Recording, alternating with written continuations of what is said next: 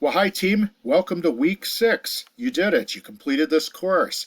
And in the process of this now, you're going to be going through a few things this week there. You have a post test that's due to evaluate your learning from the course. Now, it's going to be something that's similar to the pre-test you took, but keep in mind, the idea is not to have perfection with this because this has been an introductory level course. You've learned some new things which hopefully you'll carry forward into your practice. But the idea is by taking the post test, very typically, if you had a lower score in the pre-test, you usually demonstrate between a 40 and a 60% increase in knowledge. And I've also found that if you have a higher score in the first test, you generally stay about the same, maybe gain a point or two there. And that's okay either way, because what you're going to find is the knowledge that you had already, if you did well in the first one, was reinforced with this course, but you still likely carrying a number of new things again into your practice.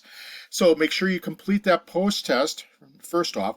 You're also going to be viewing each other's groups' presentations on your genetic disease or disorder and providing some feedback to that group. So make sure you go through each one.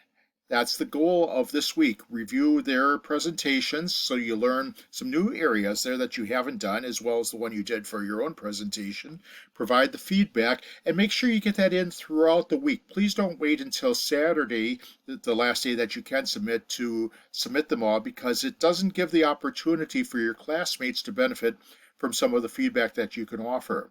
But I look forward to reading through those, and that will count as your discussion points this week as well.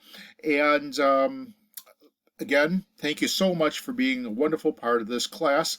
If you have some positive comments that you can offer in the assessments that opened up this week, that would be much appreciated there. And hopefully we'll see you again. Take care now.